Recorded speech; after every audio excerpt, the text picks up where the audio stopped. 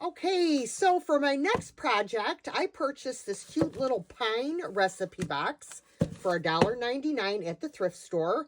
And I am going to upcycle this, and I am going to do that using some chalk paint and this IOD mold called Toadstool. Now, as you all may or may not know, mushrooms are a thing these days. So I plan on decorating up this box with some molded mushrooms using air dry clay. So let's get started. All right, I have chosen DIY's Queen Bee. This is the color I'm using. It's this awesome, like a mustard yellow color. Oh, I love it. And I think it's going to be perfect for this recipe box. Now, I am not going to paint the inside of the box. I am going to leave it as it is. It is probably going to take several coats of this paint, but that is okay by me. I think this is going to look great. I have given my recipe box 3 coats of the Queen Bee. Now it's time to work on our mushrooms. So I have already molded all of these, but I am going to mold this last one here just to show you how to use your air dry clay. The air dry clay I use is Jovi, Jovi. And I do purchase it from Amazon. I have already dusted the inside of this with some cornstarch. The cornstarch helps to release the clay out of the mold. And now I'm just going to take my air dry clay and I'm going to start pressing it into the mold.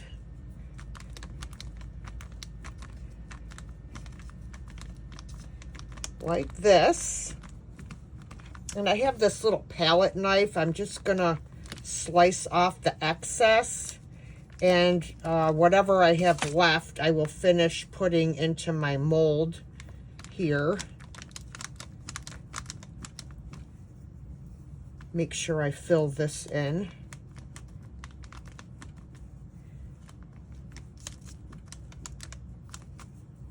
Put a little bit more there. And then I will just gently slice off the excess with the palette knife. I also use my polymer clay blade, but I just recently started using this palette knife and it seems to work out really well. And then all I'm going to do is I'm going to flip it over and I'm going to let gravity help me out and just roll the mold. Now these are kind of delicate with the stem, so I just kind of hold part of it as I roll out the rest. And there is your molded mushroom. All right, so I am going to paint these mushrooms while my clay is still wet. They've been sitting here for about 10 minutes. And I'm going to be painting them with Dixie Belle's Buttercream chalk paint. And I do like to paint my molds before I glue them onto my project if I am making them a different color than the item that they're being glued on. It's much easier to do it that way. So I am going to take a soft brush and I'm just going to start painting. I'm going to paint all the sides, the whole 9 yards. Just have to be careful. I don't want to distort any of the detail on the mushroom. And I'm going to make sure I get off all of the excess paint. Because what I'm going to do with these is, once they're almost dry, the paint's almost dry, I will glue these onto my recipe box. All right, we are ready to start gluing our mushrooms on. And for that, I am using Titebond Quick and Thick Glue. Love this stuff. Works fabulous for everything. So I'm just shaking it up. I'm gonna get a soft brush. And I think I'm gonna start with, I'm gonna put a couple mushrooms on top here, but my knob's gonna go there. So I think I'm gonna start with this one, and I think I'm gonna put that there. So let me get some glue on here. I gotta get it started. Oh, Lord, you know how this goes. There we go. Okay. So I'm just going to spread a nice even layer of my glue all the way to the edges of my clay.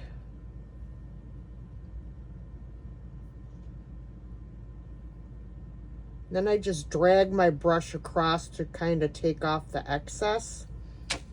All right, and then I'm going to put it here. And I'm just being very gentle.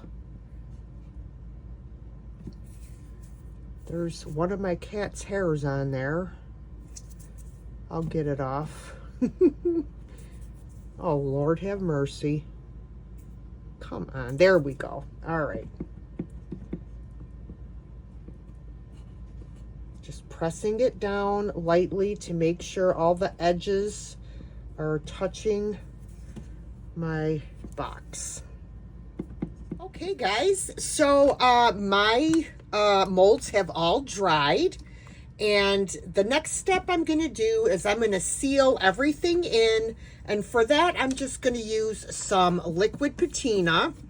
It is also a sealer, and I am going to seal my paint and the paint that's on my molds as well. Because you have to seal chalk paint.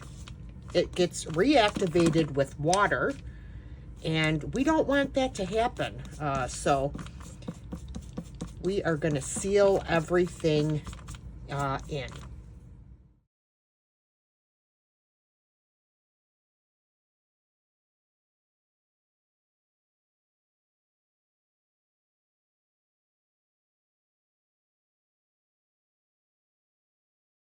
All right, so everything has dried, and now I am going to add some Fusion's aging wax, and that's going to bring out all of the details in these mushrooms. I love this stuff. I have to get another jar. I want this to have an old vintage look. And it's not really going to change the color of the yellow very much because I sealed it first.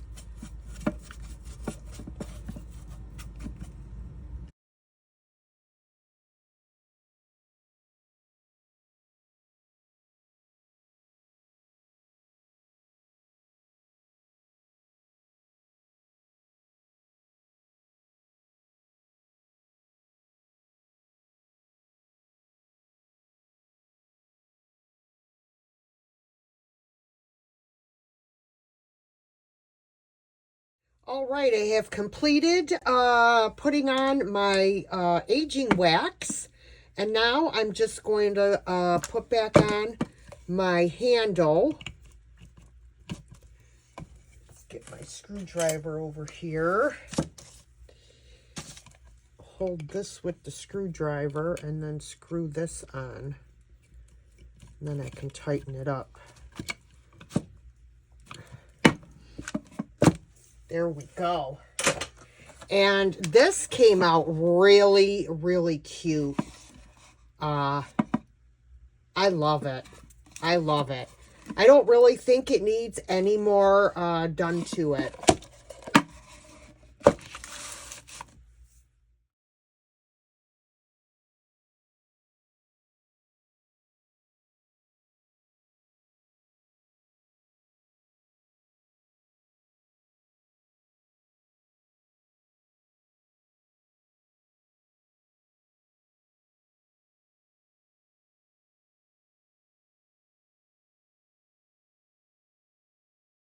All right.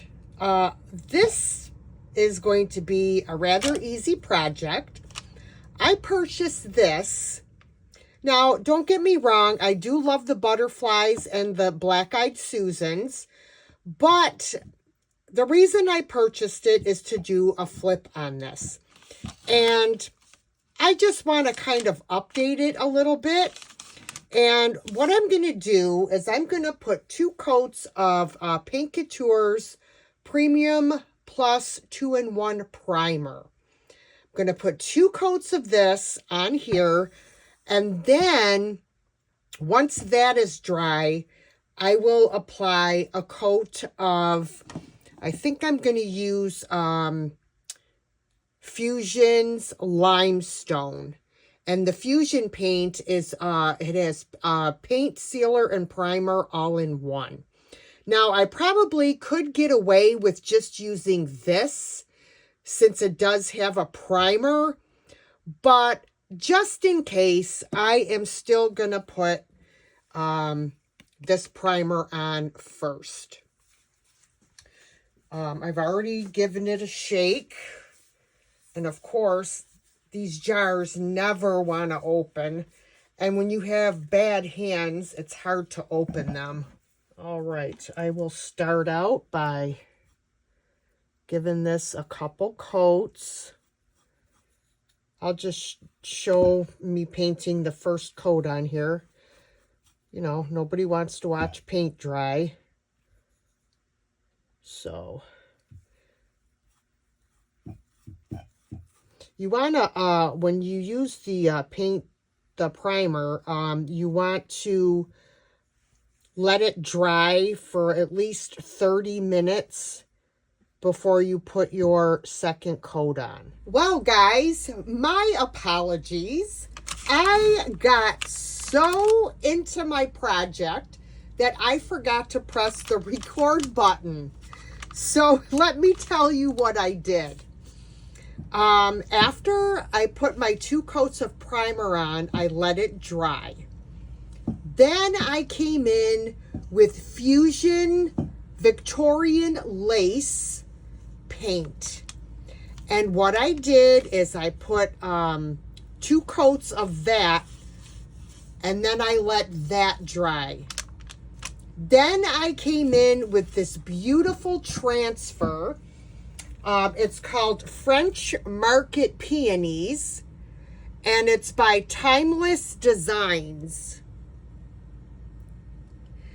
And I had already used a majority of the transfers in this package, and I said, oh my gosh, this one is a perfect fit. So that is what I did. I am so sorry. But I do have other videos where I show how to apply rub-on transfers. So next, what I need to do is I need to seal in my transfer. And for that, I'm going to use my Maker's Magic. It's a glue, sealer, a finish, and a decoupage. I'm going to shake it up a little bit, and then I'm just going to apply a coat on here. Use a soft brush. And once this dries, this project will be complete. So you can look at these little trivets in a whole new way.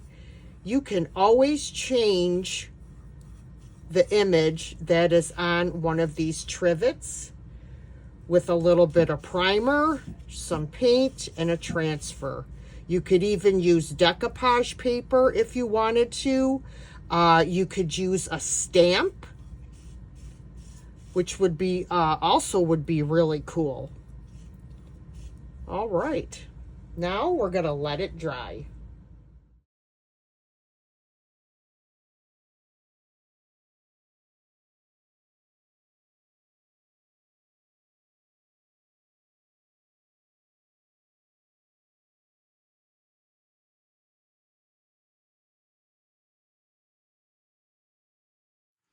Alrighty, this is going to be a pretty simple project as well.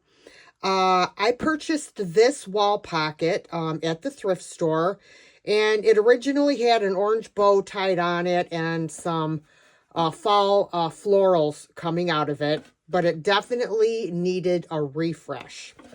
So what I'm going to do is paint this. I'm going to repaint it in folk art chalk paint in the color Cottage White. And then I'm going to be applying this beautiful IOD transfer. And this comes out of the transfer book called Rose Botanical. So that's the plan. So let's get painting.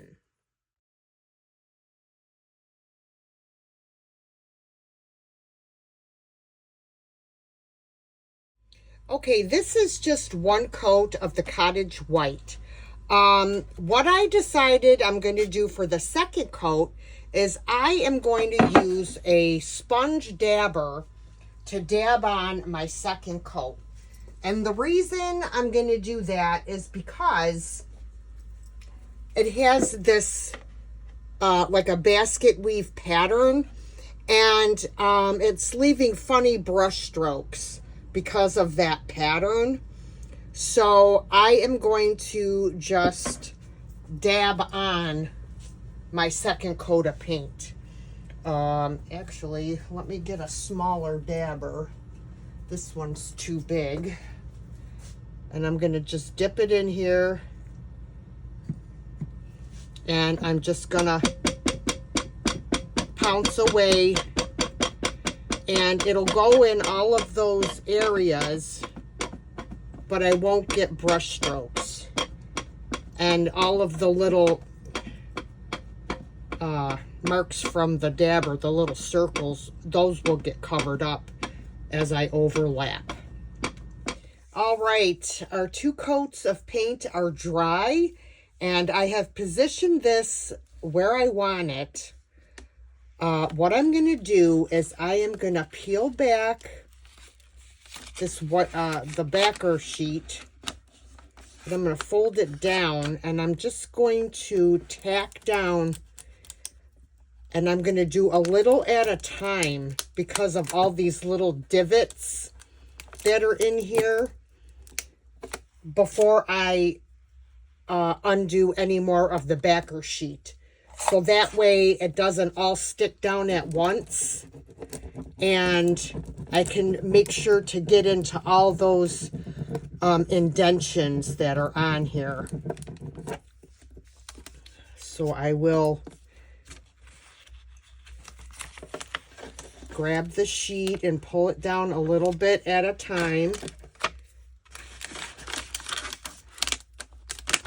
Well, it's not working out like I planned, so I might as well just pull the whole thing off before I ruin everything. It's just really sticking and rubbing off very easily. I may get a little bit of cracking because of these indentations. But we'll see.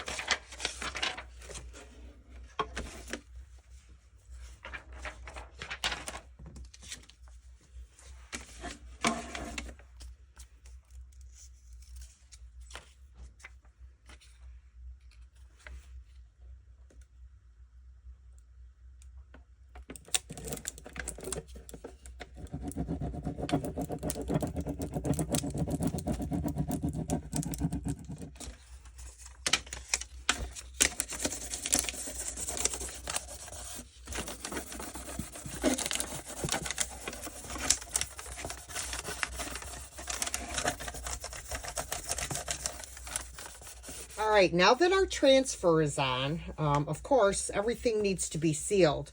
But I am going to do a crackle effect on this piece using Paint Couture's Step 1 and Step 2 crackle texture. So the first one, we're going to brush it on. I can only do one side at a time. I may just do the front with the crackle effect and leave the back by itself or alone, but I'm not sure yet. So we will start with the first step, which is step 1. All right, let's start by painting on step 1 to the front here. Now this will have to dry for 30 minutes. And then we will put on step 2.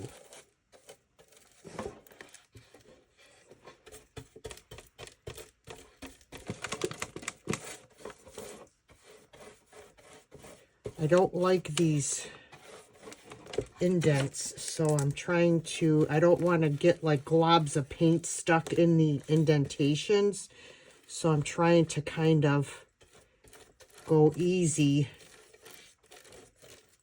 but at the same time making sure that I cover every bit of this.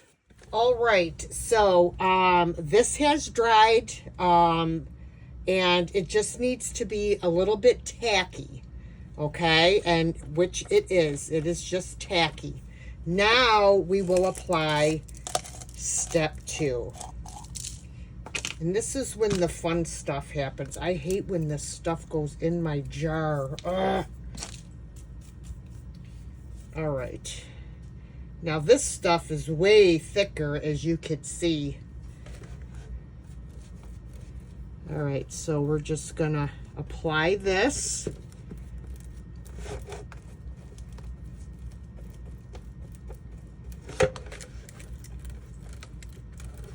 Trying not to overwork it, but it does take a little bit to spread it out, especially with this textured metal. So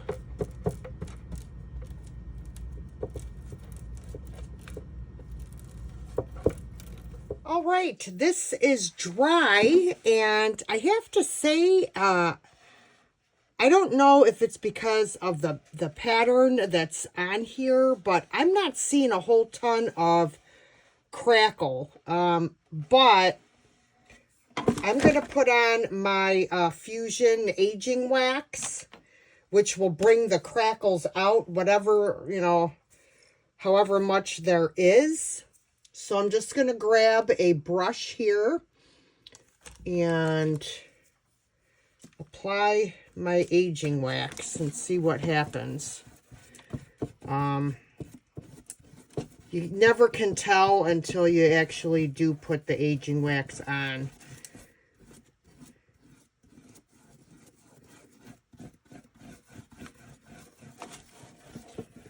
Trying to be careful. I haven't sealed the other side yet, so I don't want to change the color too much on the other side. All right, let's see if we have anything here. Oh yeah, we do. Oh yeah, we do. All right. Yes, we do. Look at that. All right. I was getting a little worried there, but we do have some crackle.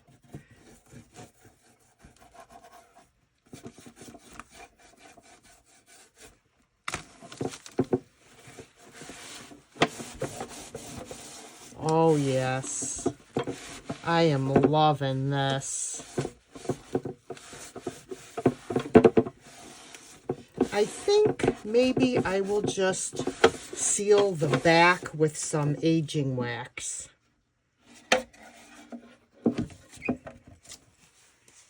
Let's see how it looks. do the bottom. Sorry, guys. It's bonking around on my tabletop.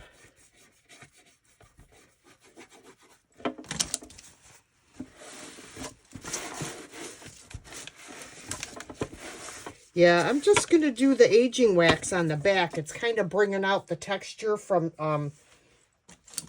my sponge applicator.